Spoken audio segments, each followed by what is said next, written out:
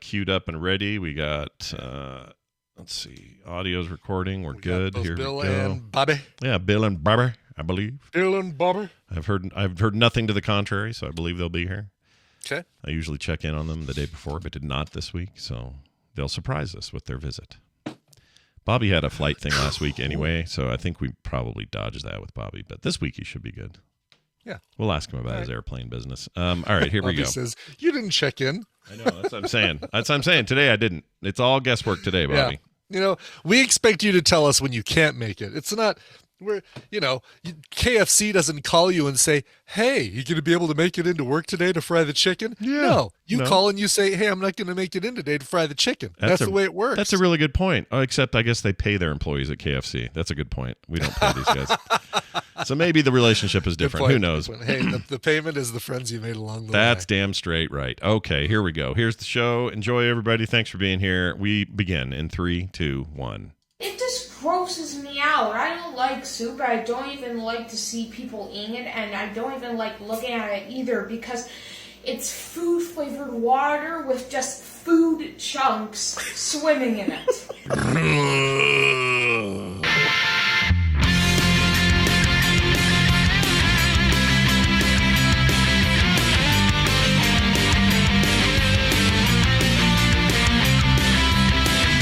The morning stream. It's totes fat.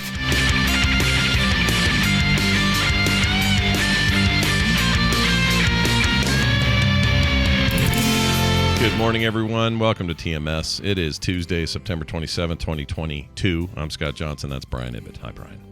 Hi, Scott. Hi. Have you ever thought about soup that way? It's just floating Is food flavored water with food chunks in it? I mean, couldn't you describe anything like...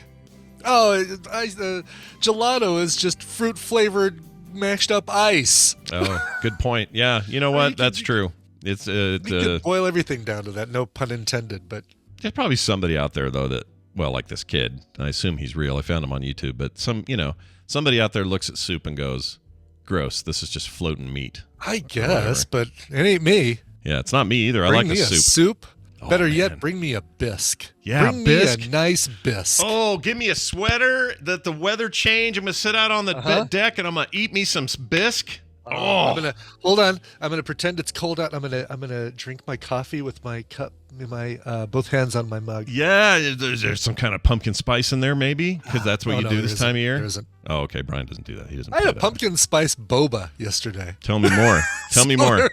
There's a boba tea place right around us called Boba. Isn't there a boba place called Boba something?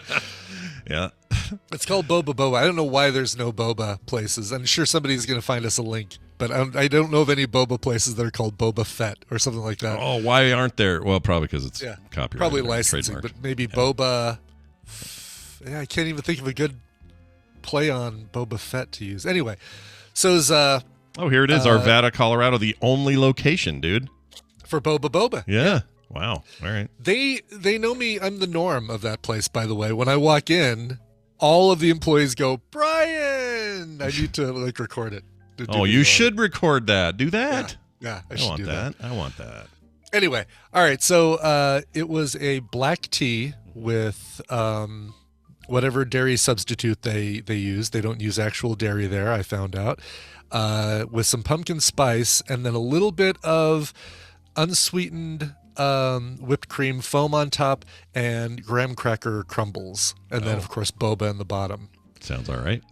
And yeah, it might be a little much. Okay. I think it's a little much. Okay. Because I'm typically one of two things. Or one of three things. I'm either a taro boba, I'm a brown sugar, or I'm an almond. Those are my three go-to flavors. Almond sounds like my jam. I would do that. Oh, it's so good, yeah. If I could deal with those little balls, which is the whole point of boba, I don't like those. So you don't like the little balls. See, that is like the cilantro of Asian drinks, basically. It's like you either hate those or you love them, those little tapioca balls. Yeah, a lot of people really love them. I understand that. I don't want to be smirched there. I don't want to yuck or yum, but that's just not for me, man. Yeah, no, it's and I would even go so far as to say if the line isn't 50-50 on people who hate versus love boba, it might even be like 75% people who don't want round, chunky things in their drink, and 25% who say, "Oh, bring on the weird black balls of chewy goodness." Well, the good news is that enough people like it that you have sustainable businesses that sell boba tea all the time. So many boba. Yeah, so many boba places. And for me, it's a drink that lasts a long time because, like, I'll take a sip, I'll get a couple boba in my mouth, and I'll, while I'm driving down the road, go chewing on the boba. And I do it like a little hamster, like in my mouth. It's like the little hamster gerbil going, like just nibbling on the edges of the boba until it's gone. That's where you had me. Yeah, that's where you won me over with that. Yeah. If you didn't like boba before it, now you're hooked. Well, that's good. That sounded like a real sugary one you had, though, and I don't know if that's good for you. It seems bad. It's not. I don't want that. I don't want the sugary one. And it was, because not only did they have everything I described in there, but then there was like before they put the drink into the cup, they do the weird Starbucks drizzle down the walls of the cup. Oh, yeah. It was in the glass the whole time. Well, the pumpkin spice syrup was in the glass the whole time. My daughter loves boba, so I don't know if she's listening, but she's probably going to want to go get one of those now. So good job on that. Yeah. Oh, good. Well, yeah. Get the typical ones I get are the low sweetness, brown sugar, or almond, or taro. Nice. Taro is a root, right? It's the root. It's the purple root that poi comes from, I believe. Oh, I didn't know that. I thought that was a purely, I guess, there's a lot of Asian influence in Hawaii, obviously, but I thought poi was purely a Hawaiian deal. But what do I know? I easily could be wrong, but I think that taro is where. And I've never had poi either, so... I've had Hawaiian dishes. We got a big Polynesian community here in the Valley, and there's always cool places and events and things with great Polynesian food. I never tried they always have poi. I just never tried it. Should I try poi? You should try poi. Yeah, I rather enjoyed poi. We went to Hawaii to Oahu, and there's the most boring name for a place, the Polynesian Culture Center, something like that. I can't even, it's such a boring name. I think that's it. I think that's exactly it. Polynesian That is Culture where you Center. went. Okay. Yeah. Yeah. But you go there and it's like, oh no, you learn about, like, they've got all these performances and shows of Tongan culture and Samoa and all these other Polynesian locations, not just Hawaii.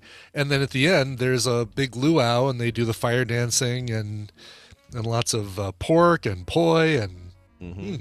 I'm pretty sure I'll bet you guys did that then, yeah. I think the LDS Church owns the Polynesian Cultural Center. Oh, really? I think so. Might have that wrong. Hold on. Owned Polynesian. Oh my God, it really is. Yeah, it is the Polynesian Culture Center. I remember the name. That might be why it's boring, because it's a church thing or a church-owned thing. Let's see. Well, it's just a boring name. Like, the actual place is great. Yep. If you've Oh, I was right. Corporation of the President of the Church of Jesus Christ of Latter-day Saints owns the Polynesian Culture Center. It's an LDS deal. Yeah. That's kind of funny, actually. I don't know why I find that funny, but big church population there on the island. There's quite and like I said, here in the Valley, there's so many cool Polynesian folks. Also, there was this thing growing up. Now, it might sound a little racist, but there was this thing growing up where if you had to pull a tree out, I may have talked about this. If you have to pull a tree out of your yard, you got a big gnarly tree going and you got to pull it. Mm-hmm. Or even a stump or whatever. Oh, yeah. You always hire the couple Polynesian dudes, the Tongans, specifically Tongan dudes, to do it because there's so many Tongans in Salt Lake. Oh, there's right? a ton Isn't of them. Yeah, there's a ton of them. Yeah. But you never want to have some like business run by a bunch of white dudes. You want to hire the two brothers that are Tongan who have a truck. Yeah. Because they're going to charge you hardly anything. And they're going to be really good at it. They're going to tear that thing out. It's going to be perfect. They're never going to have a problem, and you're going to spend less than like $100. The Tongans rock when it came to pulling your tree out. That was just a thing growing up. I don't know if that's still true, but growing up, we would always hear that. It's like, oh, hire a Tongan. Don't have that guy do it. Hire a Tongan. It was really weird. Really weird. Yeah. So, that makes sense. I mean, yeah, why not? Isn't the rock? Wait, he's not Tongan. Samoan. Samoan. Or? Yeah. Samoan, yeah. And that's the other thing. People think they're all together having a good time, but the Tongans and the Samoans at least growing up locally here, did not like each other.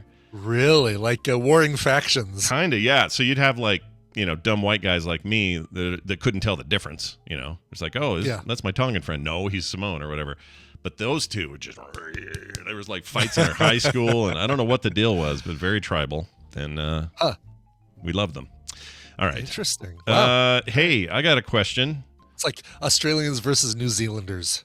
Yeah, there you go. When it's a little like that. Why that place? Why those two places haven't gone to more war? I don't know. Or at least early on, like you said. Hey, so you sound like you're from Australia. No, I'm from New Zealand. I'm from New Zealand. You dick. You dick. All right, check this out. I was listening to I was watching a movie trailer, and I had a question about the state of movie trailer voiceovers. Now, keep in mind this was a horror movie, so it's entirely possible this is what they do for horror movies now, and I just don't see a lot of trailers. But I'm going to play just a piece of it so you can hear it, and then we'll talk about it, okay? So here's what this guy sounded like. Here you go. Only in theater and special previews Thursday at 7 p.m. Get tickets now. Only in theater.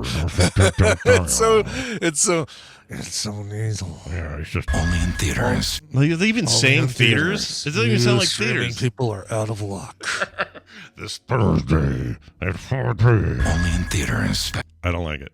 Yeah, no, that's not from the new Pixar film, right? No. See, watch Onward, only in theaters. Right, exactly. So it must be genre specific. I think so. Yeah. I think he's somebody. When I was talking about this yesterday, a couple of people online said that's a dude who does a lot of horror movie bumpers. Yeah. So maybe this is a thing now. This is for the movie Smile, which I kind of have. Oh God, we've seen so many previews for that. Like when we. Like the last few movies we've seen in the theater have all shown us a preview for Smile. We're like, oh my God, just get this over with already. It was kind of like that for Nope. We really liked Nope, but up until we saw Nope, it was because it was like all of the Oscar nominees were showing previews for Nope. It's like, okay, we get it. We want to see Nope. We don't want to see any more previews. It's easy to overdo that. They got to stop doing that. Yeah, they do. Like, I get it. You want to have the word out, but maybe you're over. You can't flood us. And I don't want to be the guy who like times it so that I'm walking into the theater after the previews and having to step over all the people who've got their recliner seats out and stuff like that. Plus, I like previews. I just don't want to see the same ones like 8 times. Like 4 times, great. Sure. I'll decide if I'm going to see your movie. Like that one with who is it? It's called The Beast, or just maybe it's Beast. Get the one where Idris Elba fights a tiger or whatever? Yes, Idris Elba and Charlton Copley. Sure, Cacophony. That's the one. There you go. That's it. I said it wrong. You totally. He turned into a District 9 monster, and I know that guy. Exactly. Mad Boy Murdoch, or whatever they call him in A-Team. Yeah, so sadly, it's not a movie featuring Beast starring Kelsey Grammer. Unfortunately, no, that'd be great, wouldn't it? That would be great. You know what? I want a movie. Get Nux and Kelsey Grammer together and do like a Lifetime version of the Beast, and let's go ahead and have him when he's young. Nicholas Holt is who I'm thinking of. I only thought of Nux for some reason, and then later on he becomes the Kelsey Grammer version, because both of those guys played great versions of Beast, and I would like more Beast. You know. There's nothing wrong with that. Absolutely. Just say what you want about the Fox era of X-Men and how it kind of petered out toward the end. Yeah. Say what you want, but those two guys, great casting, great actors, nothing wrong with it. I'd say that. All right, and I'm trying to think if there's a better example, but Fassbender, great young Magneto, and Ian. What's his face? Great old Magneto. Yeah, wanted kid guy. Fury or whatever the hell he was called. Great young Ian McKellen. Thank you. Yeah. Great young and old, and I'd say great young and old Xavier. But other than that, Patrick Stewart, and then McElroy. That's the one I was trying. McElroy. That's it. McElroy, McCoy, McGroin. Not McElroy. Roy McElroy. No, the kid's name. Ah, shit. Who played the young Professor X. McGroin, that's it. McGroin, That's McGroin. First name Holden. Yeah. McAvoy, that's it. McAvoy. James McAvoy. Yeah, James McAvoy. He's awesome. I like that guy. Yeah. That's great casting. But I'm trying to think, are there any other young versus old X-Men actors where both choices were really, really good. Oh, geez. And I guess you could say Rebecca Romijn and Jennifer Lawrence. They were fine. I mean, they're just the yeah. same age, kind of, which is weird. I mean, they kind of are, yeah, right. I don't mean the actors are, because obviously there's a difference, but they play the same age. Like, it's not really that different. Right. So that always threw me a little bit. Who else even was there besides Beast? Scott. I guess Scott Summers played by unmemorable young Scott Summers. I mean, what's his face? Marsden was a adequate Scott Summers. He played it like milk toast, which is the new one was the VR movie kid. Can't think of his name. Right. Or the kid from Ready Player One. Yeah, I can't think of his name. From Mud. Vicarious Ether. I would totally argue on Jean Grey. I think Famke Janssen is a great Jean Grey, but I think that Stark. Sansa Stark was not a great Jean Grey. Yeah, I didn't like her in that. Yeah. Just the wrong Sophie casting. Turner, thank you. Sophie Turner's fine. This is not Sophie Turner's fine, but not a good choice. No. Oh, well, she's redheaded. Let's make her Jean Grey. Yeah. No, you can pick the right actress and give them red. Way better choices out there than that. That's just a bad movie. Sure. Oh, that movie. For sure. Real quick here. The bigger question, the longer question is this. This guy right here. Only in theaters. Do you think in his real life he's like, pass me the salt? Where's the remote? I can't find the remote. It's usually in the seat here. I can't find sour cream and cheese on my Chipotle, please. The way he orders food. Yeah, that's the only exactly. Double calf, extra shot latte with a. I want to spend time with him. I just want to know. I miss Ray LaFontaine, man. I mean, that's a voice that we grew up with in movie trailers. Was it Don or Ray? I think it was Don. Or Don. I'm sorry, Don LaFontaine. That guy was great. He established the norm. There's a musician named Ray Fontaine or Ray LaFontaine, and I always get the two confused. Yeah, he's the beginner of the In a World. That guy. In a World, like he is the creator of In a World. That guy was great. There's a very good documentary about him floating around somewhere that I don't know the name of, so this won't help anyone. But if you can find it, it's great. It's very good. Yeah. All right, we got an email real quick here from. It's called "I Know That Voice" or something like that. That's it. Yeah. And they had a bunch of people, but he was like the core of it. He was the core of that movie. Yeah, that was really good. Okay, so I'm gonna play this here. Send and receive email. Rusty Nails and 102 in the chat. We know him. He's always in here. He sent us an email regarding the cruise thing and the whole single lane highway at the bottom of all cruise ships. Oh yeah, right. He said, "Hey, I watched The Secret Life of the Cruise. I think that's an excellent show. Thanks for recommending it to us." Well, you're welcome. It is very good. It's just very informative. I liked it. Anyway, in regards to the main transportation corridor that runs through the length of the ship, it is called the I-95 in the show, but they never said if it was true of all cruise ships. I believe that the reason that ship would use that interstate name is because it's based out of Miami, and Interstate 95 runs through the entire length of the eastern seaboard of the U.S. from Miami to Canada. Much like that corridor on the fourth deck. Love the show, though. Rusty Nails. Good point. I thought the narrator dude said common to all cruise ships, modern cruise ships, that they had something like this. And I wouldn't be surprised if they all had something like this, especially newer ones. But good point. They didn't really say that, so I was spreading misinformation, Brian. Well, according to Behind the Scenes on a Cruise Ship on MatadorNetwork.com, I don't know what this is, the I-95 is everything. While the I-95 is one of the biggest highways in America, it's also a specific hallway on every cruise ship. The I-95, as it's really called, is located on Deck Zero, and it's where workers spend their days running beneath your feet. So it sounds like it's all ships. It might be all ships, and who knows? Maybe it's all ships that are registered from Miami, It could be, or if they're all...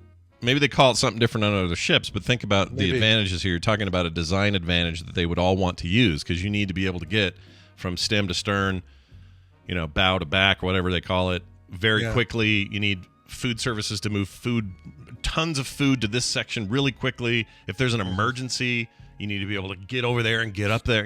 I think they probably all have it, if I had to guess. Yeah. Yeah, I mean, it is on this page, which is called Behind the Scenes on a Cruise Ship, Secrets from the Crew. The number one thing is the I-95, like talking about I-95. 2, living situation is dismal for the people who work on the ships. 3, they nap like cats. They don't sleep overnight. They nap throughout the day so that they can put in a full day. Weird. They're ready for pirates is number 5. Guests are entertainment. Wow. I'll bet they are. The food is torture. Number 8. And number 11, sex. Yes. Oh. So apparently a lot of cruise people. Maybe it's Julie and Isaac or Julie and Doc or whatever, but they're all Julie and Doc on a cocaine the bender. Getting it on. Exactly. So if you've wanted to work on a cruise ship before, maybe this sways you one way or the other. The bad food, but lots of sex. Sure. Be doing it all the time, napping all the time, eating bad food all the time. That sucks that they get bad food when all the rest of the food for everybody else is good food. Maybe they get didn't get taken at the buffet or something. That's exactly what it says. It says the food is torture. Imagine eating leftovers every single day. This is the life of a crew member, although there are ways around it. The crew mess is full of guest leftovers that a chef attempts to throw together in a special way.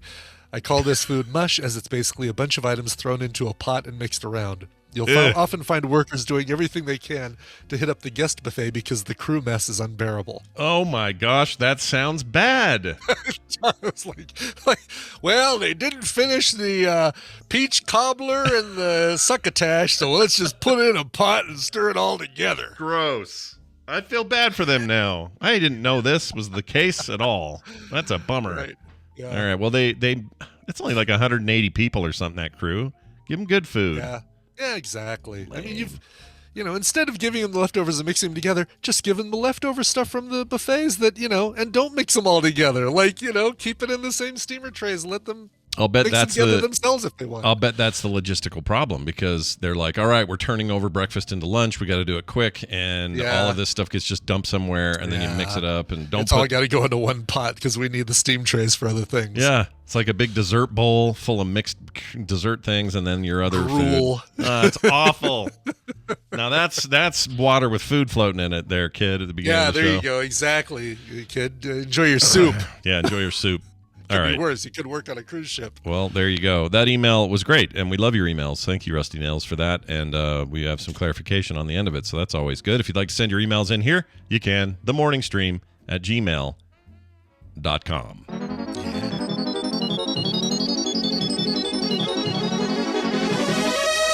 Hey, look, it's time for the news, and it's brought to you by... Now live on Kickstarter until the end of the month, Lycan, Solomon's Odyssey Chapter 2, a beautifully illustrated 72-page graphic novel continuing the story of the world's first werewolf. The book delves into the ancient Arabic folklore, mythology, and horrifying monsters. Comes out Thursday, while also touching on themes of PTSD and grief and opening the world up to magic. Please check it out and share it with others by going to lycanbook.com. That's LYCAN book.com. Very nice. Only in theaters. All right. Only in theaters. Why can't he just at least say, he can go low, go, only in theaters. Instead, he's... Only in theaters. Barely moving my mouth. I need to take a shit. Only in theaters. I don't like it. Jill. Barry. All right. There's your thing. Now we do the news. Pizza Hut. Speaking of food.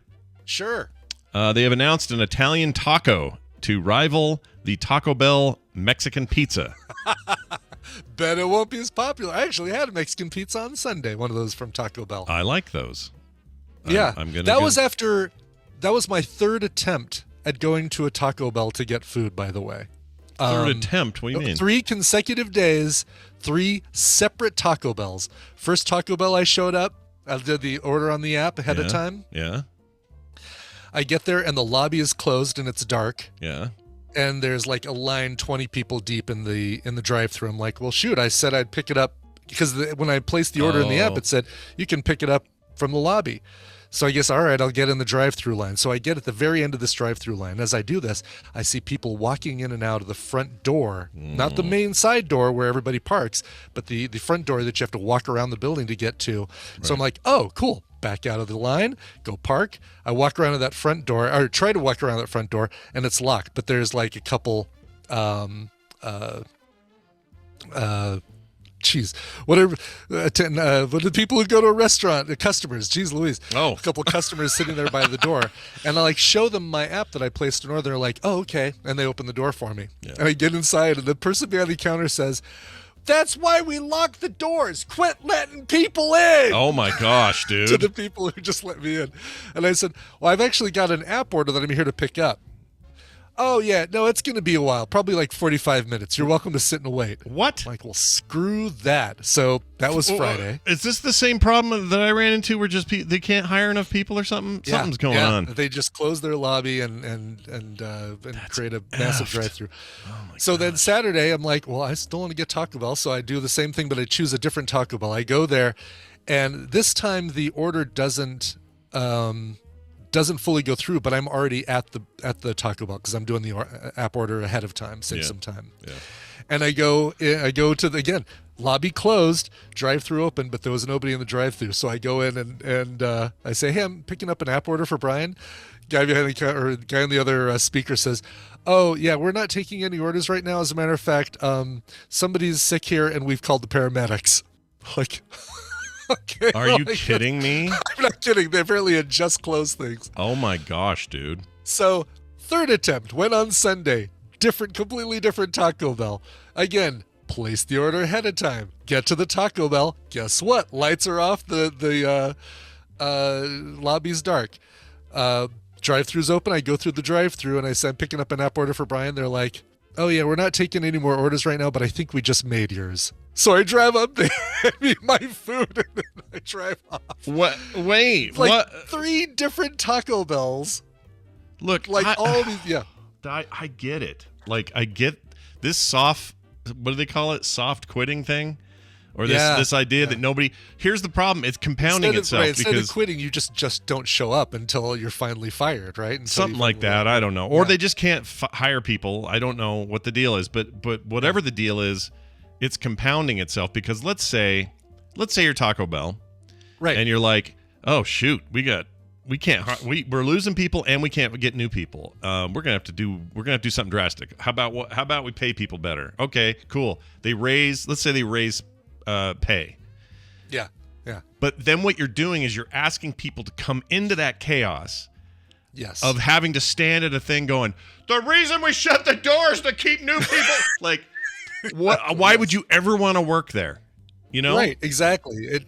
Right. It's a self, like the snake is eating its tail. It's a self-fulfilling prophecy. If you have these problems and expect to bring in new people to work there among all these problems, they're not going to stay, and the problem will just continue. No, this is heinous. That's bad, dude. I know. We need. Oh, okay. I'm sorry. Soft quitting is just doing enough at your job to not get fired. No overtime or going above and beyond. Oh, gotcha. Okay. That's also a porn when you're working in the porn industry. Soft quitting. Yeah, you exactly. got to soft quit. That's just how it works at the end of the day. How about if I just slap you with this thing for a while?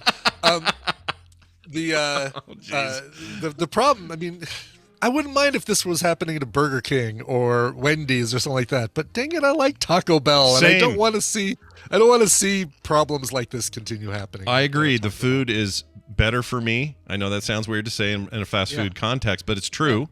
It's better than other options. I like Taco Bell here and there, generally speaking. Yeah, it's not an every week food. It's a every 3 weeks food kind of thing. And maybe they're all having this problem. I don't know. I guess McDonald's pays their people pretty well. Certainly the 3 closest to me are having this problem. Well, I mean, like other restaurants. Like I have a feeling that I see what you're saying. I'm not saying sure McDonald's is immune to it, but McDonald's apparently is like base pay is like $15 an hour. Yeah. Which is pretty good compared to the others. So I don't know what Taco Bell's deal is, but it's the same thing with our local one. I haven't been there in a long time, mainly because I ran into this problem you're running into, including twice where I ordered on the app. It went through successfully and then just went off into the ether and neither location was opened at all. So it's not just me, it's you, it's everybody. It's so weird. Right. And it's going to be the same, like, we talked about the employees and how that cycle will just continue. The same thing's going to happen with customers. If I can't trust the Taco Bell closest to me is going to have the food that I pre-ordered and even paid for in one case and can't cancel the order, I'm just not going to go to Taco Bell anymore, and I'm going to go somewhere else. I'm going to go to Qdoba or Chipotle if I want quote air quotes Mexican food. Sure. Cheap, fast Mexican alternative Americanized cheap Mexican food. Exactly. food. Yeah. Yeah, Exactly. weird, man. I didn't know. I'm glad you shared that. That's insane. That's Yeah. crazy. That might be the last Mexican pizza you ever eat. Who knows? It might be. So, Mr. Bell, if you're listening, then please see what you can do about this. I love that the guy's name is I Bell. assume that it's named, it's named after a guy named Bell. Yeah, his nickname in high school was Taco, and so they he sang "Putting on the Ritz." It was Yeah. great. It was an awesome, just parlayed that into a successful restaurant chain. Right. Well, anyway, Pizza Hut's announcing Anyway, this thing. Pizza Hut, Italian taco. Thanks for. Sorry, I had to do my gripe. We had the music. Oh yeah, I should have given you the register the complaint. You know what? We'll do it Yes. retroactively. Why not? posture. Well, I hope not I posthumously feel because better. you're still alive. You know. I'm still alive, but Yeah. my complaint is now dead because I've issued it. A posthumous complaint. I love it. Yes. So anyway, fast food lovers or who love the Taco Bell, if you can get in there, Mexican pizza is undeniable. So here's what happened. Let's see. Let me move here. I'm going to move down. The folks at Pizza Hut, who, as their name implies, would know a thing or two about pizza, certainly seem to think that's the case. They did not explicitly call out the Mexican pizza for appropriation. Pizza Hut has launched a campaign sure to raise some eyebrows. They have announced they have begun to sell a new product called the Italian Taco. It's basically, if you look at the photo here, Yeah, it's a pizza. It's This just is a little- so it's goofy. dumb. It's dumb. Because it's nothing. It's basically just a slice of pizza. They put the two ends together. Yeah, it's really not anything. In fact, if anything, it looks like they just pinched the crust together like you would a New York style pizza, sort of. Yeah, dumb. exactly. Like if you have a wide piece of pizza, you just basically put the two corners together on the crust side, and the rest of it's wide open. It's not like Well, here's what they say. this almost feels like a joke, right? Like they just made those little boats called Italian taco just so they could jokingly say, "Oh, it's an Italian taco." Yeah, they're poking fun at their. They may even be owned by the same food group. Or They were for a while. It was all PepsiCo foods, and then what became Yum or Oh, Yum Food Bam Brands, or right? Zam or something like that. Bam Foods. Bam Foods. It says here, let's see. This is what they said: feast your eyes and mouths on a hand-tossed taco shell, stuffed with a classic marinara sauce, mouth-watering melted mozzarella cheese, and whatever feelings you choose, from pepperoni to jalapenos," said a representative. Even though moments later they admitted the whole thing is just a slice of pizza that folds like a taco. It is okay. That's all it good. is. I'm not crazy. Yeah, Yeah. This is such So a. they just spent a lot of money to make those boats. Yeah, I mean they say nothing burger all the time. This is a nothing taco. It's just a Nothing taco. Yeah, it's not Exactly. real. It's just a bunch of bull crap. So I didn't know you could. So I guess I didn't know that at a Pizza Hut you could actually get a single slice. Oh, I didn't know that. Well, I guess you can with this, but I didn't know you could do that before that. Is that true? That's what I'm saying. I didn't know that. I would maybe do that. I don't know. Pizza Hut and I've had a rocky relationship in our lives. They used Yeah. to be amazing. Like when I was a kid, we'd go there as a whole family, get big pitchers of root beer, Yeah. a couple of pizzas, great Yeah. pizza back in the day. Now it's Great. just kind of an oily turd. It's not great. It really is. Yeah. So whatever. That's what happens when you get bought and sold 15 times over 3 decades. Okay. And Kei Katsumi confirms Taco Bell Pizza Hut are Yum Corporation, which is a spinoff from PepsiCo. Got it. And they don't, but they no Used to longer be- are they still own Taco Bell under that banner or no? I think probably, yeah, it's probably still PepsiCo at the very top of that org chart. Yeah. But then you got Yum Foods, and I'm guessing that what was it? The Frito-Lay was a subset of that. Something like that. Also, didn't KFC and KFC was part of it too. Yeah. A&W kind of had those combo restaurants, which was never made sense to me, but whatever. It's all gross now. Yeah, they still do here. Like we still have those are the ones I haven't tried yet. From my Taco Bell cravings is the combo restaurants. There's 2 of those close to me too. Yeah. I'll tell you what, man. If your brand is Yum and you have all this gross fast food, you should change. You should buy the Yuck domain just to be safe. Just to safe. It's like you're, like what a tryhard calling your company Yum and serving this stuff. Jeez. Yeah, I don't buy it. Doctors have. Here's a new story.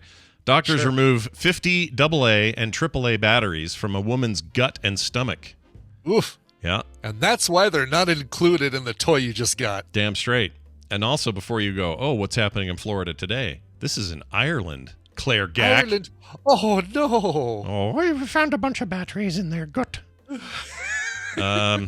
Doctors in Ireland removed 50 batteries from a woman after she swallowed them in an apparent act of deliberate self-harm. The woman, age 66, was treated at St. Vincent's University Hospital in Dublin after ingesting an initially unknown number of cylindrical batteries, according to a report in the case.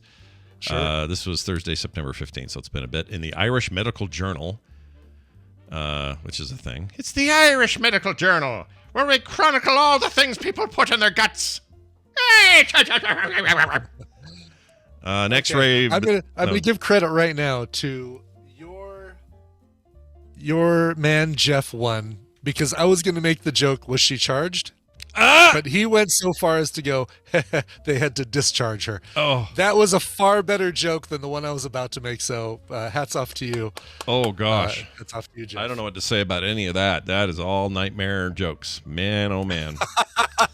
Whatever. Credit where it's due. Good job. Yes. Our man Jeff. I guess your man Jeff. Your man Jeff. Yeah, he's not my man. Anyway, where were we here? It says here, an X-ray revealed a multitude of batteries in her abdomen. Thankfully, none appeared to have been obstructing her gastrointestinal tract. No kidding. And no battery showed signs of structural damage, so no leakage of battery acid or any of that. Treatment initially took a conservative approach, which means no rated R movies. And I'm just kidding. I'm Very conservative. Meaning they observed the patient closely to see if and how many batteries would pass through the GI tract on their own. Over a 1-week period, she passed 5 batteries.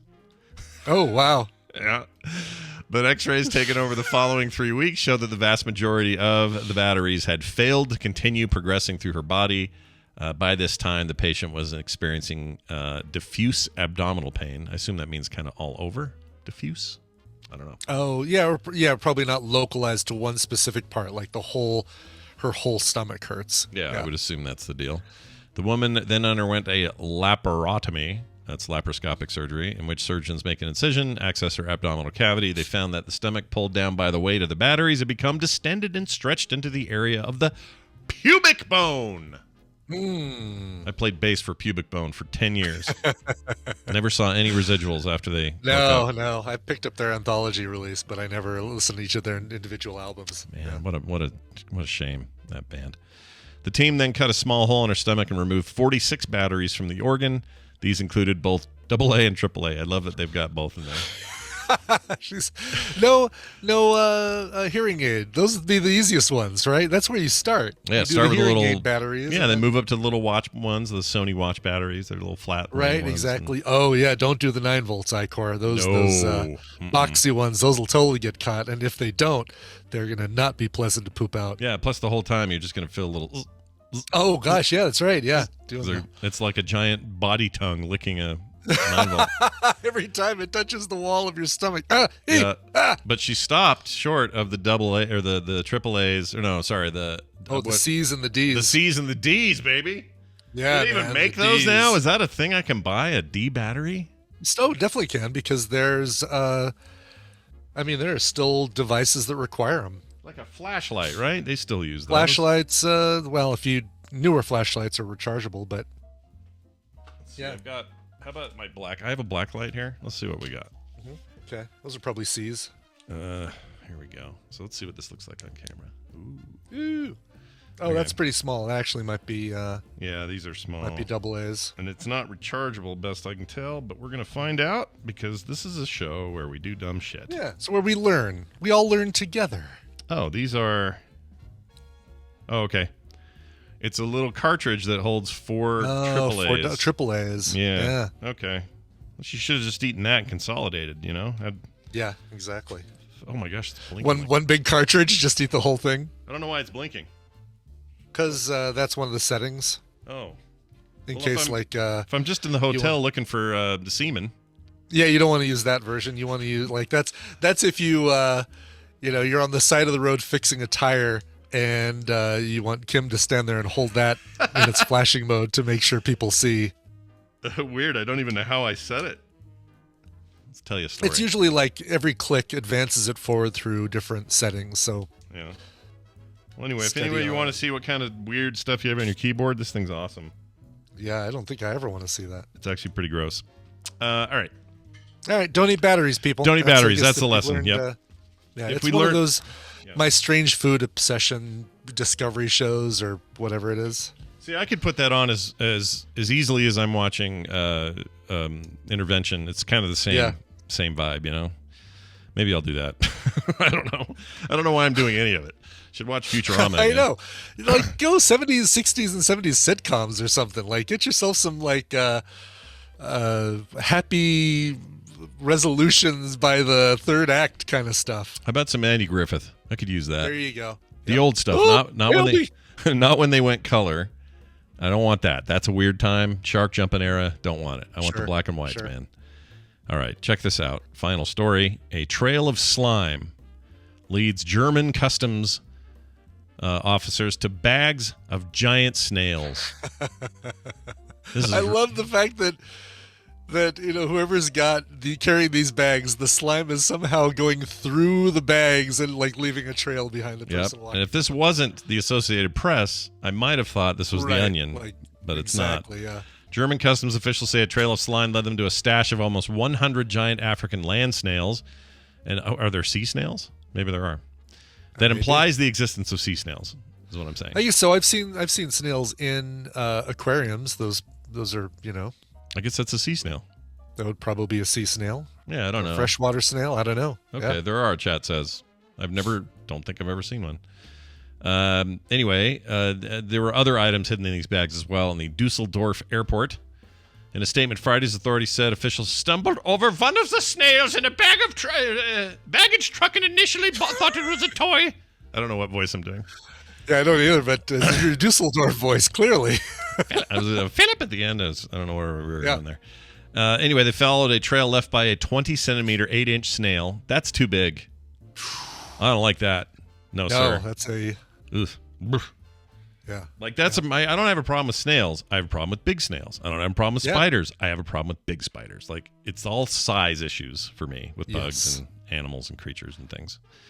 Anyway, they found this bag with a hole and another snail already peeping out of it. He was peeping. Hello. Hello. There's a bunch of us in here. Please let us out. This is a problem. Anyway, The ones on the bottom are like swimming in slime. you may have seen our trail. Hope you found it. Possibly preparing for a dash for freedom, it says here. That's funny. There's no dashing with a snail. In total, they found 6 bags containing 93 giant snails, all around that size, a total of 62 pounds, or 28 kilograms, if you're keeping track in space points, of fish and soaked meat was also there. A suitcase full of rotting meat was also part of the acquisition. They'd all been imported from Nigeria and were destined for African goods store in Western Germany. The snails were handed to the Animal Rescue Service in Dusseldorf, and the meat was immediately eaten. Just kidding, destroyed.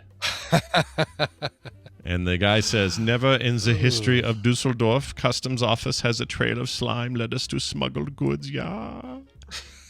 Said a spokesman. Uh-huh.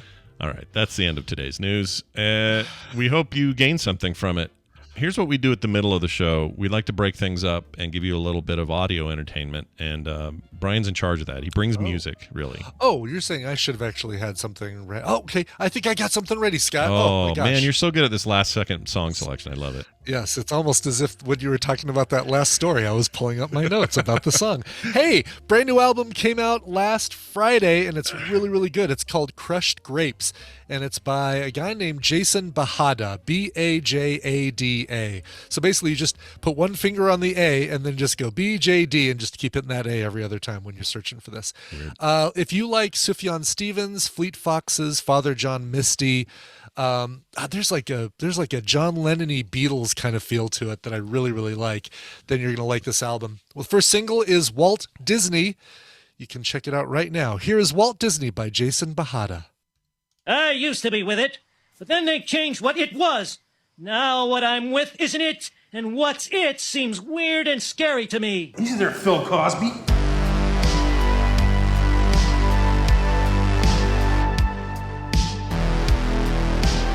The Morning Stream. Better than a straw tart blueberry pop torch.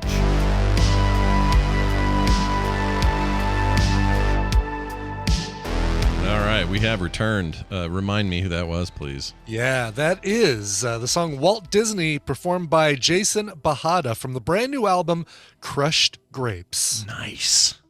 One might say that's wine. I haven't heard the song yet because I'm going to go back and listen. But is it an anti Walt Disney thing? Is it a pro? It's funny. I listened to the lyrics and I didn't pick out where he was talking about Walt Disney. It's more about kind of driving across the country and pretending you're my wife and that sort of thing. Like it's kind of sweet. It's a sweet song. Oh well, I like it even more with this explanation. Yeah. Thank you for that. Sure. Now you've got some setup. You'll enjoy it and you'll be like, okay, I think I like it. Yeah. Now I can listen with impunity. Please do. Right. We're going to call our pal from the Pacific Northwest. You know him as Bill, but we know him as the Grand Maker of Things. Your bat cave's open there, Bill. Oh my gosh, look who it is. It's Bill Duran, who we didn't have him last week because we took it off for reasons. But he's back and he's here and he's got stuff to talk about. Bill, welcome back to the program. Hello. Did you guys take a peek at Jupiter last night? No, I did. heard about it. I saw it Sunday night. The way we were facing at the Bronco game was directly at Jupiter. So, like, when we were watching that messy game, we were watching Jupiter. Oh, here we go. Look at that. Closest pass to Earth in 59 years. Whoa. Oh, yeah. That was before we were all born, boys. That's awesome. No, I missed the actual viewing, but I'm looking at some photos now of some telescope stuff, and my gosh. It's cool. It'll still be pretty close today if you want to take a peek. Yeah, that thing is a gnarly planet, man. That thing that if we could somehow get on the surface, which will never happen, but let's say we did, somehow could survive it, that must be one hell of a thing. You know, like just constant swirling storms that never stop. I don't know if this is the planet that rains diamonds, or that might be Venus, but somewhere it just rains diamonds all day. Like weird. I'd love that kind of idea that we could get there, but we're probably never going to get there. It'd be so cool. Yeah. Bill, it's good to have you back. You and Brian are expat COVID buddies. Both recovered from your COVID little fight there. How do you feel? You feeling good? You out of the woods? I'm good. Yeah, I'm feeling back to 100%. That's good. No brain fog, no long COVID symptoms, any of that stuff. As far as I can tell, no. Okay. I dodged the bullet. Yeah. If I ever get it, when people say, "Do you have the brain fog?" I say, "No, I was always this slow." I'll say. Yeah. Anyway, it's good to have you back. We missed you, and we can't wait to hear what you've been working on. So tell us and inspire us. We got a good one. We have a new video out over on punishprops.com. We finished our Satisfactory costumes. We made them for Dragon Con. Mm-hmm. Most of this build was done in the month of August. A bit of a sprint at the end, but we got it done with 12 hours to spare before our flight took off. And it was awesome. It was a really, really fun build. The game is Satisfactory. Both Brittany and I played it together, and we'll play it again because it's the kind of game that just pulls you in. Yeah, and it's not even 1.0. When it hits that, it's not even fully released yet. I know, right? Released yet. I watched that whole video this morning. It's just amazing. Like the sanding and the gluing and the sanding and then the priming and then the sanding and then and the whatnot, the assembly. But the visor, the way you got that set, like everything, seeing everything fit together just the way you expect it. It just feels like such a, I don't want to use the term satisfying, but it's just such a kind of feeling. Right? Yeah, it is. Yeah, I love that. Tell me why this shirt you're wearing in the beginning of the video. What's the deal with that thing? That's pretty gnarly. Well, if you'd gone to Dragon Con a few years ago, you'd understand. Oh, that's the carpet. Yeah, it is the carpet. I get it now. Okay, and then this T-shirt. Is that from the team that makes merch. the game? That's awesome. That's merch from Coffee Stain. That's great. And it's the helmet I made, so I had to get it. Nice. This is great. So the helmets were 3D modeled, and I made one for me, one for Britt. So there are actually two different sizes I modeled in tandem. And also, by the way, if anyone is interested in making these helmets, the 3D files are available for free over at punishprops.com if you want to print them out yourself. Your scanning of your face using the phone stuff we talked about maybe a month ago. That's cool to see you using that. You probably do this for all your future. Well, maybe you only have to do it once because your head is your head. Right, I have it now. Yeah, We're good, unless my head changes in size or volume dramatically in the future. Hope it doesn't.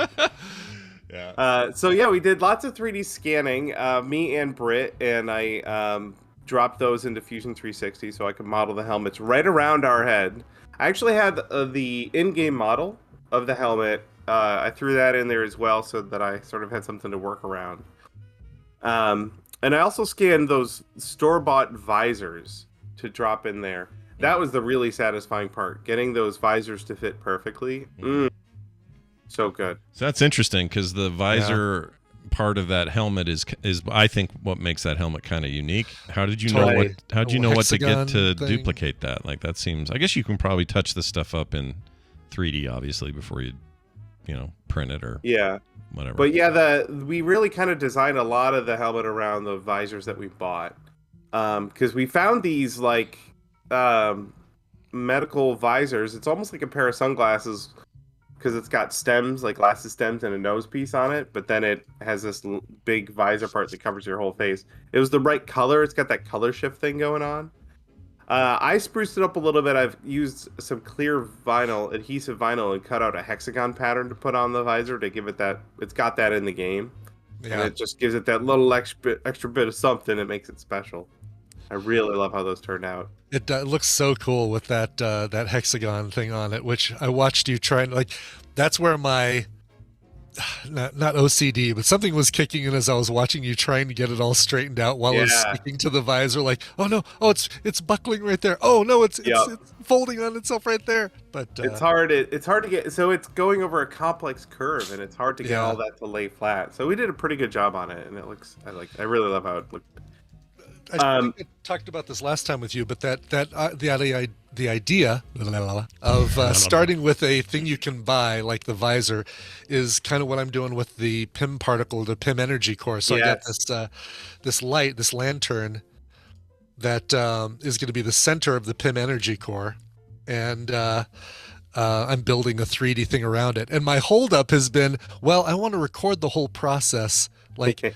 Video screen capture, record the whole process of me making the lantern shape that this goes into.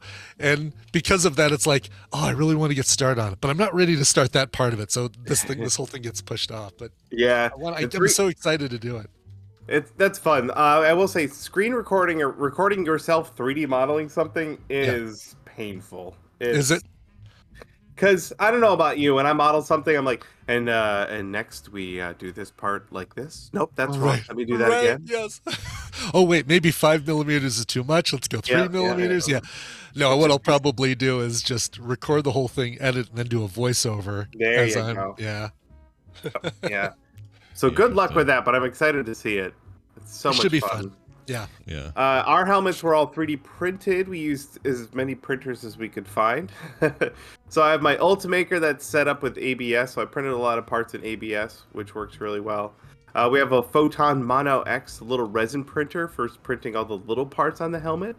And then we even convinced our buddy Joel, the 3D printing nerd, to print one of the helmets on the Form 3L giant resin printer. Yeah.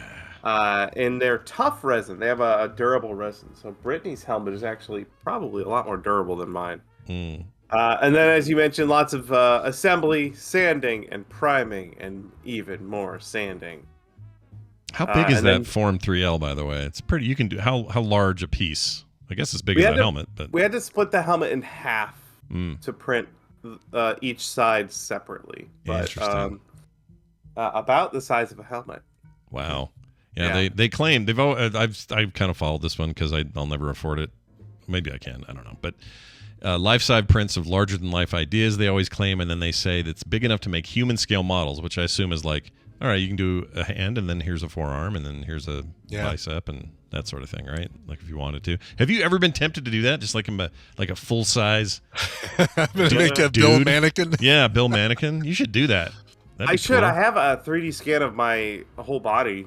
And also that 3D scan was from a few years ago, and I'm in better shape. Oh, so we should scan. We could totally print that one. Yeah, print that one. That's great. Well, very cool. I'm just watching this. This looks like one of your. I don't know why I'm getting this impression. It looks like one of your bigger projects. Would you say that's true? Yeah, it was a ton of work. So there's the helmets and the jumpsuits. Brittany did the painting on the helmets, and she sewed the jumpsuits from scratch. Came up with a pattern and did some fitting, and then put the whole thing together. Oh my gosh! We the also have screen. some found parts. We bought boots and gloves, and the undershirts were all found objects that we purchased somewhere. And then we like I said, got them all done at 7 p.m. on the Wednesday before we flew out at 7 a.m. on Thursday. Wow. Yeah. Yeah. Wow. It was pretty good, and we even had a couple hours in the evening to chill out before we had to go to sleep and then fly to Dragon Con. So it wasn't that stressful, but it was it's a little last minute. Yeah, sometimes your best work though is under the gun like that. You know, Oh, yeah. Well, I find that to be true. So let me ask you about this adhesive with the honeycomb pattern. Is that a thing you buy ready like that? Did you? No. So that was just a sheet of clear vinyl, and I used my vinyl cutter to cut that pattern into it. Oh my gosh, that's so rad. Using all the tech we've got. Yeah, Yep. although I guess warning to tryptophobians or whoever you are out there that don't like those. Oh, what is that? Yeah, the right. They don't like Tryptophobia? holes. It's Yes. tryptophobia, I think. Yeah, I have a friend who he wouldn't be able to look at this part of the video at all.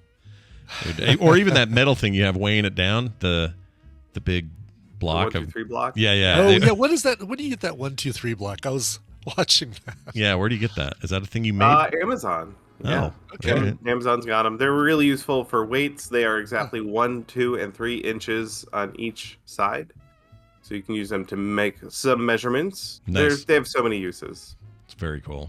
Well, congratulations on an amazing build. This is great. Thank you. And this thing, when does video go up? You put this up when? Yesterday. Already at 30K views. Look at you, Yeah. just Wow. creaming the crop here. Look at all these comments. It was at 29,999 till I watched it. Yeah, I know. And then you get a prize for that, by the way. Free watching of the video. That's right. Yay! It's just one A of those free little 1, 2, 3 block. You get a spider ring at the where you turn your tickets into the arcade. Don't worry about it. Right, exactly. Well, this is great. Everyone, go check it out, please. It is the Satisfactory build. Already some great titles for Bill's segment today. We got a Satisfactory build with Bill. Some really good stuff in here. Anyway, Bill, you always leave us with a little bonus extra. What do you got today? Got a build video from Simone Yetch and Laura Kampf, two makers that I'm friends with and are awesome.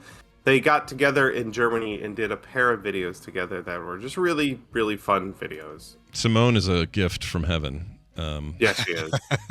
I don't know the other girl, but it sounds like somebody I should follow.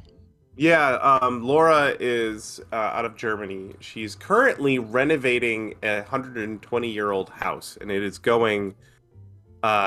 become an adventure, let's say. She looks like the kind of German that would kick my ass. Just saying.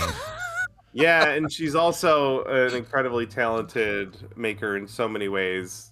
Like, she would kick your ass at sign making and all sorts of other stuff. Yeah, she would beat me physically and then do it intellectually as well with all her fine work. That's what I'm looking for in a woman. Anyway, hey, Bill, that was great. Always good to talk to you, man, and I'm glad to have you back.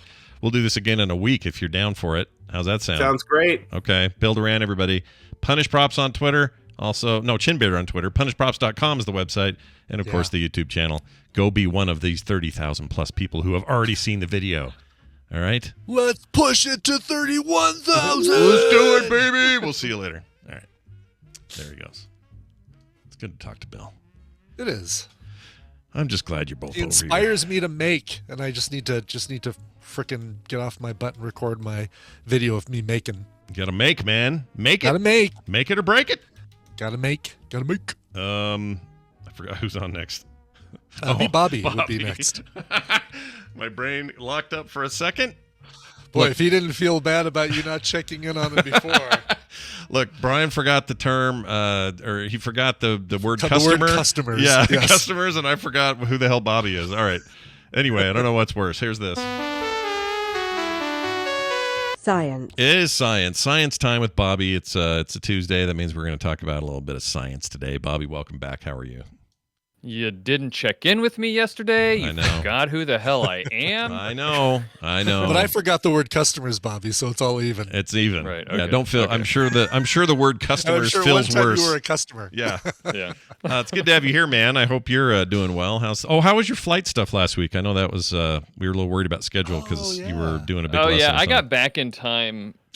That was all fine. I usually I make people think that I'm going to be late when there's not a lot of risk. It's just I don't like springing it on people. So I just want to be like, okay, heads up, it is possible, albeit a small chance, that something like super bad traffic could happen or something like that. So Sure. I was back in time, but you canceling the show did make it so that I could hang out with my wife for a little bit. So. Oh, that's good. Nothing wrong with that.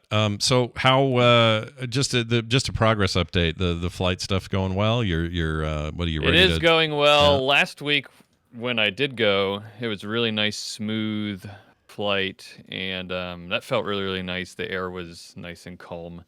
But yesterday was probably the most discouraging lesson I've ever had. It was really hard. Oh. We were doing what's called pattern work, which is where you just stay around an airport and you just land and take off over and over again to practice takeoffs and landings, really. Right. And landing is really hard when you're first starting off. It becomes easier, of course, once you get it all. But there's so much when you're when you're approaching and getting into the traffic pattern in an airport and trying to land, there's so many things to keep track of all at once. And I was doing really bad, and my takeoffs were worse than they normally are, and it was just really discouraging. But then I found out when we were done, he said, because I am in control most of the time, but the last landing, I was doing so bad, he just took the controls and he was like, listen, we're just going to land and we're going to be done. Wow, that's not fun to hear that. I don't like that. Well, I'm exaggerating his tone a little bit, but because he's really nice. He's a great flight instructor. But that's what was going on, and we were getting closer to the end of the lesson. And then he told me after he landed, right as he was coming into land, the stall horn in the plane went off, which tells you you're about to stall. And he was the one doing it. And then he finally lands and he says, okay, turns out that, and you might not have known this because you're new at this, it turns out that there was like a ton of really bad shearing winds, like gusts across crosswinds across the runway, and it was making it really hard to fly. And he just didn't know how bad it was because I was the one doing most of the flying. He just thought I was doing really badly the whole time. Yeah. But he said, in hindsight, he said, given those conditions, you actually probably were doing pretty well. Wow. I mean, that's you're to be expected to have some of this be troublesome sometimes, right? That's the point of learning how to do it. Yeah, and it was so knowing that was the case I was able to like shake off some of the discouragement because like, okay, it's not that I'm terrible in sliding backwards. It's that the conditions were really tough. But it was the discouragement stuck with me for a while because it felt like a lesson where I was going into it. I was expecting to make a lot of progress and learn landings and takeoffs a lot better. But that didn't happen because of the conditions. And so, but like you said, all experience is good experience, especially when you never know what could be the conditions when you're flying. So at any time, so it's an experience that I had, and there you go. There you are, and you survived. And that's the Still important cost part. the same amount of money, though. Yeah, that's true. You don't get a discount on a bad day. I get it. Well, maybe all of that left you open to learning about some cool scientific facts so you could share them with us. That's my transition. Yeah. So tell us, host of All Around Science, what are we talking about this week? So you guys ever heard of the Ig Nobel Prizes? I have heard of those. Yeah. So every year. Did we lose Brian? Brian, you there? Oh, Brian left. Oh, he did leave. Brian must have had to poo or something. I don't know what happened. He took off. Anyway, go ahead. I didn't want to talk to him anyway. Oh, his dog, his dog, one of his dogs, or his dog is pooping, I think is the deal. Dog emergency. We're good. All right. All right. So the Continue. Ig Nobel Prizes, they do them every year. It's yearly awards that, and in their words, to quote, honor achievements that first make people laugh and then make them think. Oh. So it was on. They were on September 15th. I actually always forget about them every year, but shout out to our good friend Nikki Ackerman. She let me know ahead of time. She said, "Hey, they're about to happen." I love Nikki. Anyway, Nikki's great. She will not only inform you of things, but she's also super nice, and people should know about her. She's rad. yes, I like her. she's awesome. Yeah. So they're kind of like funny awards, but they're given to genuine scientific achievements. And that's important, right? So they're not like the Darwin Awards that you hear about, where they're just given to dumb things that people do. So they're also given they're given to scientific achievements that are just weird or funny or something like that. And once in a blue moon, they'll give them out to satirically to stuff like homeopathy to criticize it, but that's not very often.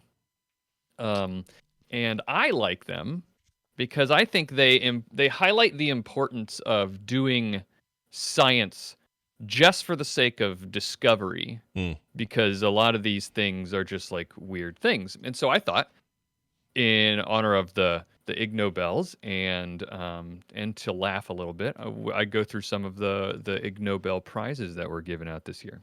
Oh, all right. Cool. I'd love to hear this because I did not follow this year's stuff at all. I have no idea who won anything. Most people don't, and you wouldn't be faulted if you don't.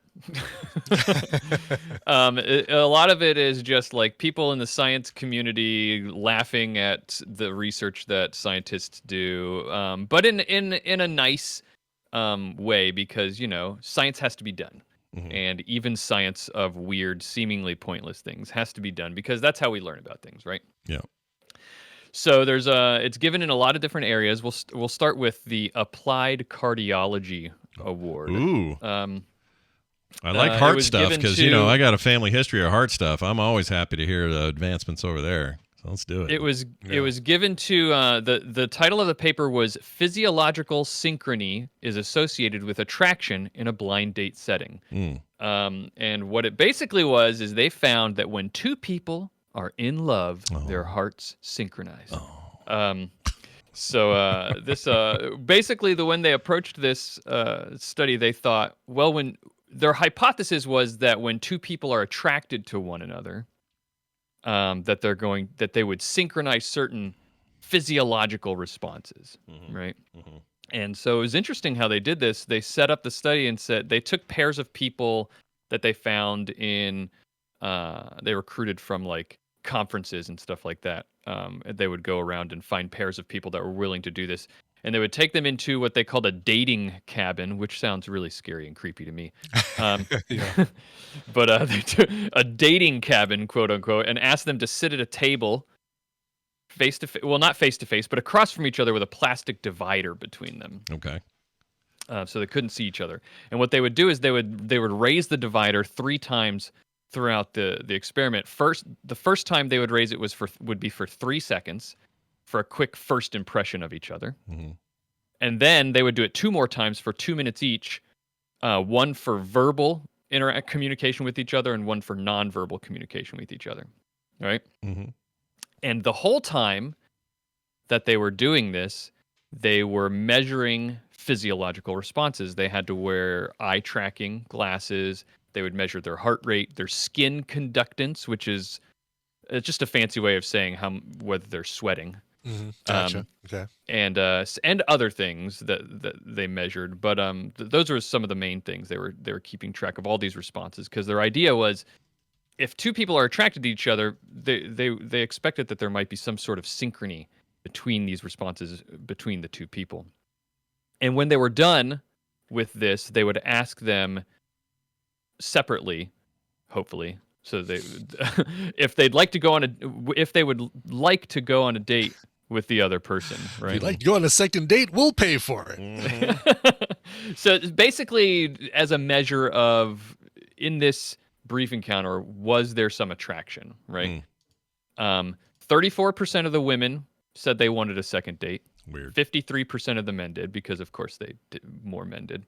Because they're horny, those men. They're horny. Right. Yeah. We have lower standards. And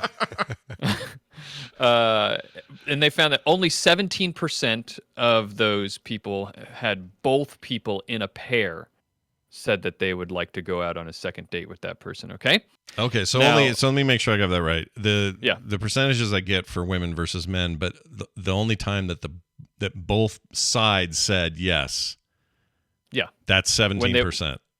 Exactly. When they asked the people after they were done, sometimes just the woman would say that they were willing to go on a second date. Sometimes just the men, but 17% of the time, both in the pair said that they would like to go out on a second date with the person. Got it. A second date, as if this was a first date. Sure. A second brief window of looking at each other. They would like to go on a second time in the dating cabin. They found that, and this is the interesting part, they found that whenever there was a synchronization between heart rate and skin conductance. Now, what that means, a synchronization, by the way, is that whenever one person's heart rate increased, another person's did. It's not like they're beating at the same time. It's just the increase and decrease in heart rate would happen at the same time between the two people. All right. Whenever they found that happened, it was predictive of whether or not both people in the couple would want to go on a second date. But also, interestingly, they found that other signals, like smiling or gaze direction, did not correlate with whether or not there was attraction between them. So interesting. It could be that smiling and looking at each other or looking away, those could be false signals that are maybe for other reasons, and these unconscious signals that you have little control over because they're tied to your autonomic nervous system, like heart rate and sweating, those were better predictors. So, how many people? Do you know how many people were in the study total? Just for background. I think there were a total of 140 couples, 140 pairs. That sounds about right. You wouldn't want less than that, and more than that seems problematic. Right? I don't know. Maybe it seems like redundant. That's probably all you need is that sample size. I don't know. You probably want at least around that much. More wouldn't hurt. I mean, if you start to get way more, then it starts to get weird data mining, kind of like, is there really an effect kind of stuff. Yeah. The more people you have, the more the statistics have to work out, right? So, wow. So that was the applied cardiology. So they got an award for that. There's another one in literature, which is a fun one. Oh, that's for reading. Yeah, I like that. That's a good one for reading. Right. So the paper was called "Poor Writing, Not Specialized Concepts, Drives Processing Difficulty in Legal Language." So what this basically was, a summary is that they were analyzing what makes legal documents so hard to understand. They decided to test so there's these competing theories of legal convolution. You know, legal documents are really hard to understand, right? Yeah. And some people argue that the reason that they're complicated is because the law it's technical and it's precise. You need to have technical language in order to get the precision that you need for the law, right? And that's their argument for why you have all this convoluted language. Others, though, argue that no, the law is actually built on very ordinary concepts, and we don't really need all this complicated language. We could explain things in contracts and legal documents more plainly to make people understand. It's not required. Interesting. So scientists decided that they were going to analyze this a little bit and see what they could figure out. Right? Okay. So they analyzed the text of a ton of legal documents, altogether 10 million words they analyzed. So gamers, by the way, listen to this, because these are your EULAs that you're scrolling 500 miles to sign and stuff like that, and you never look at because they're insurmountable in terms of having to read them. They're ridiculous. Yeah. Anyway. Exactly. Yeah. Exactly. It has definitely to do with these types of end user license agreements. Yeah. So they found in their results that, no surprise probably, legal documents seem to be unnecessarily convoluted. And that they could, and importantly, they probably could be made much easier to understand if they avoided a lot of the features that they identified as the culprits. They found that there were a few big things that caused these documents to be really convoluted. Non-standard capitalization. Have you seen that before? Oh yeah, all the time. I hate that. Where you'll be reading some sort of legal brief, or like you see a legal doc and words are in all caps for seemingly no reason. And sometimes it's just one or two. Like it's like the complainant has found that the defendant doesn't have a zubba like that, right? Why do they do that? Right. What is that about? I don't know. I'm sure there are people listening, like lawyers that are listening right now, who are thinking like, no, there's a reason we do that. But in this, they found that it leads to further confusion, the non-standard capitalization. Also, the use of archaic words that nobody uses anymore, like herein, or aforesaid, or to wit. So archaic language. Legal jargon that probably could be expressed in simpler language. And the biggest culprit they found was this language thing called center embedding. And this is really fascinating. Center embedding is this process of sort of like nesting phrases inside other phrases that sort of unfold themselves. And you have to sort of, in a weird way, unfold them accordion style to figure out what the like you're doing an equation, like you're breaking out the parentheses in an equation. Exactly, and they're explained often using parentheses. I got some examples that you'll like here. So the first example is the rat, the cat, the dog chased, killed, ate the malt. I hate that. I hate everything about that. Right. Yeah. So the breakdown of that, the easier way to say that would be the dog chased the cat caught the rat that had eaten the malt. Like that's what that sentence is saying. Right.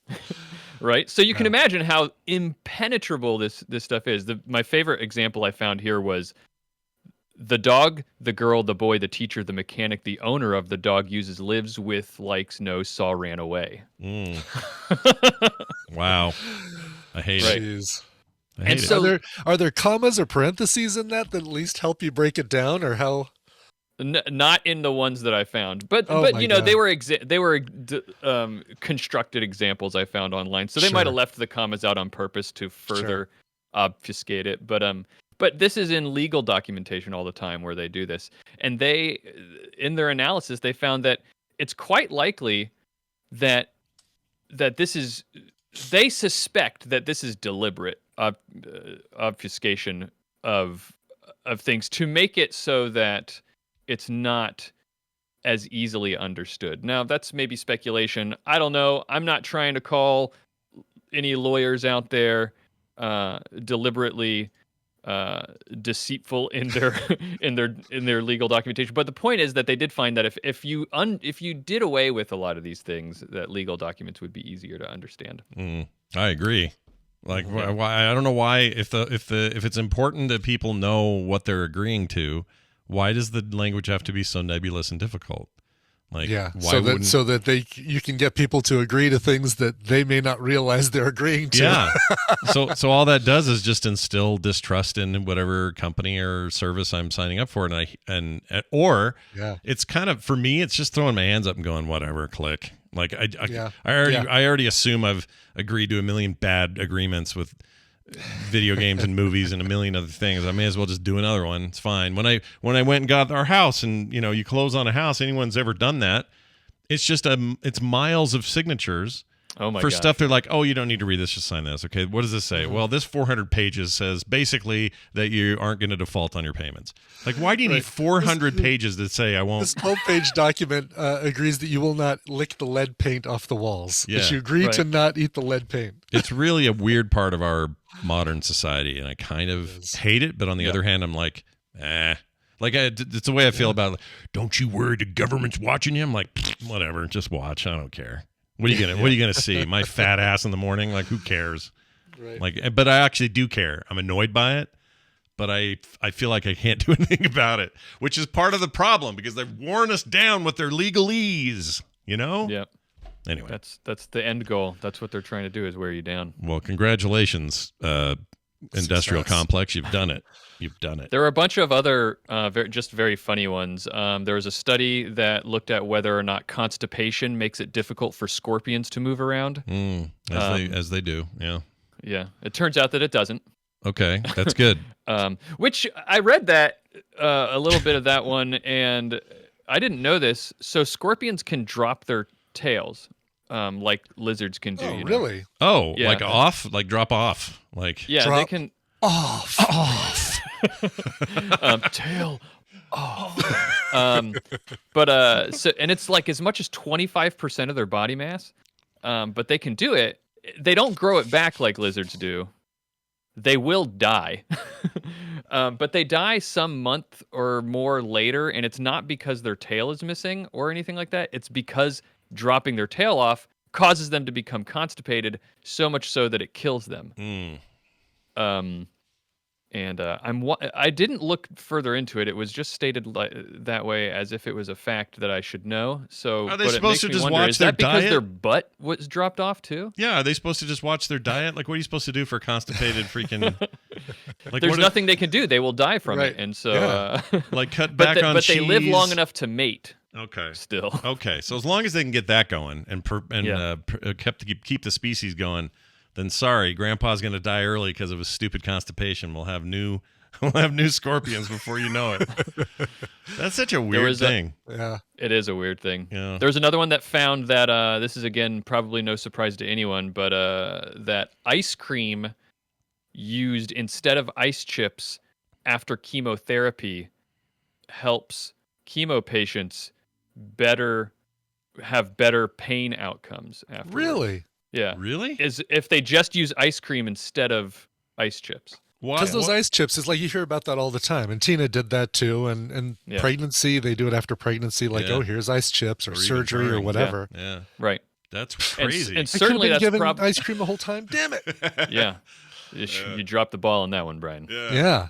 It wasn't me, it was the doctors. Yeah. How dare you not know about this obscure scientific story? Right, exactly. Yeah. Yeah. There was a study that looked at how best to use your fingers to control columnar knobs. Basically, how best to turn knobs. Okay. Yeah, just vertical knobs like the ones on my mixer. Yep. Exactly. There was a really interesting one that looked at that analyzed ancient pots. That you know how you have like old pottery that has like art on it that depicts common practices that people would do, like Egyptian pottery or Mesopotamian stuff. Yeah. That'll show like things that it shows people doing stuff, Yeah. right? Yeah. They analyzed some pots that apparently depicted the technique of using alcohol and drugs in enemas, and how to administer those. So. Wow. Well, that seems like And the scientist on this one, yeah. For science, did it. Decided to Did it to actually himself. He's the administer- guinea pig. You're saying he did the exactly. Wow. He did that to himself with some alcohol and there was another one. He would administer an alcohol enema and take a breathalyzer every once in a while. Did he get results from that? Did it actually show up at all? Yeah, it turns out that your rectum can absorb things faster. than Yeah, your but stomach. then I guess you know what? This shows my lack of knowledge about how breathalyzers worked. I assumed it's because you drank a lot, so it's on your breath, but it's actually No. your lungs are generating.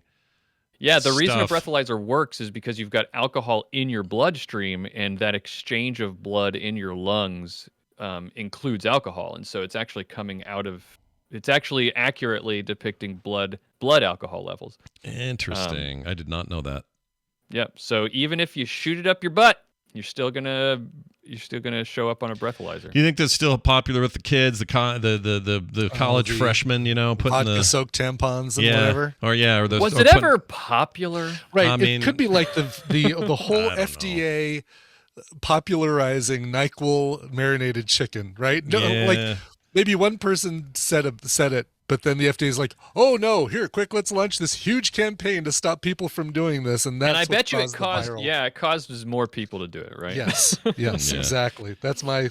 Oh, I'm sure they did, but like that's the problem. Is on the one hand you want to warn against it, and on the other hand you don't want to popularize it by warning against it. So they're they're in a catch-22. That's why I started eating Tide Pods. Yeah, I know, right? Exactly. I think if you see one person doing it, you just say, let them, take themselves out of contention for breeding. I mean, but if it's a big thing, people, sure, you're like, oh, maybe there's something to that. Yeah, I remember. Look, in 1993, I started pulling people's spines out, not because of Mortal Kombat, but because they warned me that if I played exactly. It was like, what? Every time I hear the phrase "finish him," I'm supposed to do this. I know. That's my understanding. Scorpion's doing it a lot. It must be fun. Yeah.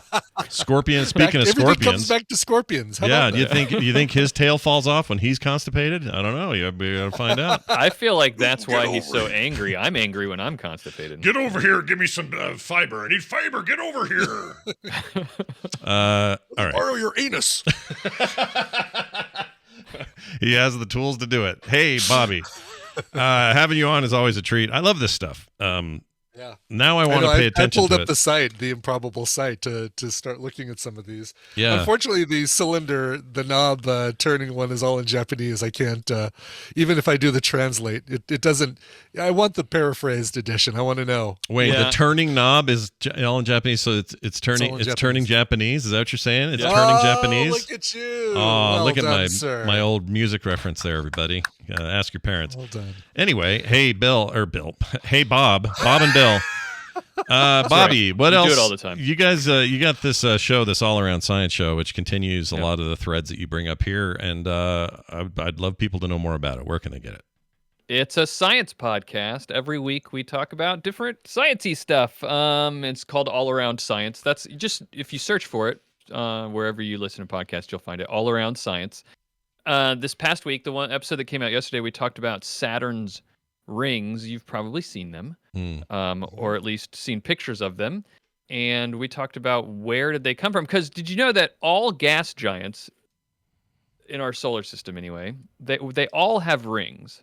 Jupiter does, Uranus does, Neptune does. But why is it that Saturn, of all the planets, it's not even the biggest one.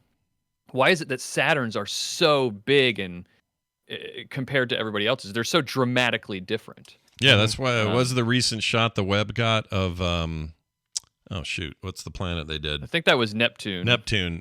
You don't even think of Neptune as having rings. We knew it did. Right. These more dusty, finer rings, but because the previous tech wasn't able to show it in the way that Saturn always is, we see these new ones and we're like, oh my gosh, it's like a whole different planet. It's like a whole different thing.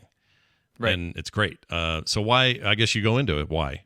Yeah, we talk about why scientists are pretty sure what caused Saturn's rings to be so dramatically different than the other planets, and you should listen and find out why. Well, I'm going to, and I'll find out why along with the rest of America and the world. Bobby, it's great to have you on with us as always. Do check him out on all that fun stuff. Have a fantastic week. In theaters. In theaters Thursday. All right, there goes Bobby. There he goes. Let's do the final bits of going to theaters Thursday. I need to go. I want to go see that Don't Worry Darling while it's in theaters. Oh yeah, I want to hear a friend tell me if that's good. Yeah, I know, because I hear mixed reviews on it. Like it's more the excitement of the hype over Olivia Wilde and everybody not liking her or something. Yeah, like all the controversy around the production of the thing. Does the movie hold up despite all that? Exactly. Like, I just don't know. By the way, quick check here. Smile at 80% currently. That seems like a good horror movie. Oh, really? Yeah. I didn't even think that was out yet. I thought that didn't come out till this weekend. Ooh, Don't Worry Darling at 38. That's concerning. But I'll take what you end up saying. Audience reviews at around 78. That seems better. Oh, interesting. Okay. So when it doesn't seem better, it definitely is better. Yeah. You never freaking can tell. All right. No, you really can't. We're gonna take our leave. Before we go, quick note that tonight at 3:30 Mountain Time, that'll be tonight for some people, but really just afternoon for many others. 3:30 p.m. Mountain, we will be doing an episode of Play Retro. Myself and Brian Dunaway are digging deep on some very cool retro topics. If you would like to tune in for that live, it's at 3:30 Mountain Time right here at frogpants.tv, or get the podcast later. Let's see, what else? Probably a new diary today. Brian, you got anything coming out today we should mention? Nothing coming out today. I got to start prep for this week's Coverville, and that's about it. Any hint as to what Coverville will be about? No, I haven't even looked to see whose birthday is coming up or who it's gonna, who the subject is gonna be. So, right now, you all know as much as I do. Do you ever have like a last minute contingency if someone dies or whatever, where you're gonna like slip them in? You know what I mean? Like, yeah, oh yeah. I mean, like, let's say, heaven forbid, let's say some famous musician dies tomorrow, then I will absolutely scramble together a show. That's a sign that we're starting to believe what people say about believe us. Believe our own hype, yeah. exactly. Like, yes, I'm we not say going to their mention name. any names. Yeah. But that's the thing. It's like, and I break the rules for those shows where I try in most shows not to play songs I've played on the show before. So if I do like a regular Clash episode, for example, I try not to play songs that I've played on previous Clash cover stories. So that somebody could listen to all the Clash cover stories and have like a 6-hour Clash enjoyment fest. But if somebody dies, then I kind of break that rule because A, I need the quicker turnaround time, and B, because I want not just to have a good selection of their songs, but I want, if I've already played what I consider to be the best cover of one of their songs on a previous show, I don't want to have to like play a different cover. I see. So that I don't, they deserve, in passing, they deserve tribute with the best covers of all of their songs. Well, you guys just got a behind the curtain look at how Coverville is made. There you go. Sausage right there. That's the sausage. Yeah, look coming at out of the Brian's grinder. sausage. Yep. Look at Brian's sausage. All right, moving on. Let's thank some patrons real quick. Actually, so we don't have any new ones since yesterday, which isn't that unusual, but I wanted to do a fun little thing. When there's no names here, I'm going to do this more often. So if you haven't signed up at patreon.com/TMS, the next 3 new patrons that sign up at any level, doesn't matter which one you're at, you got to sign up and stay, though. You can't just be there for a day. All right, because it won't count. Yeah, we will yoink your prize. We'll yoink your prize if you do that. But you will get a print magnet sticker pack that includes some sort of print signed by me, some art from me as well, a magnet, likely based on my own artwork, possibly Carter's. I forget what I have over here, and a sticker pack of some sort. Will come to you in the mail, internationally, locally. Doesn't matter where you live.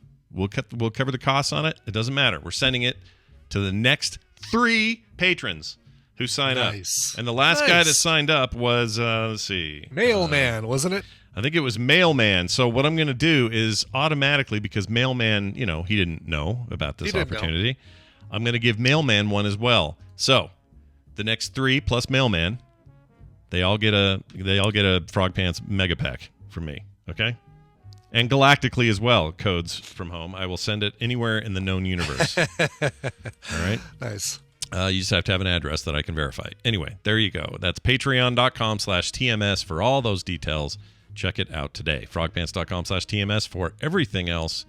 And if you've got feedback, thoughts, and comments, send us an email, themorningstream@gmail.com. I like the end of the show with a nice little song in my heart, and I can't do it unless Brian brought one. So what'd you bring? Well, let's do one going out to one of the unsung heroes of TMS, a person who doesn't always get the credit they deserve for their little secret behind-the-scenes contributions.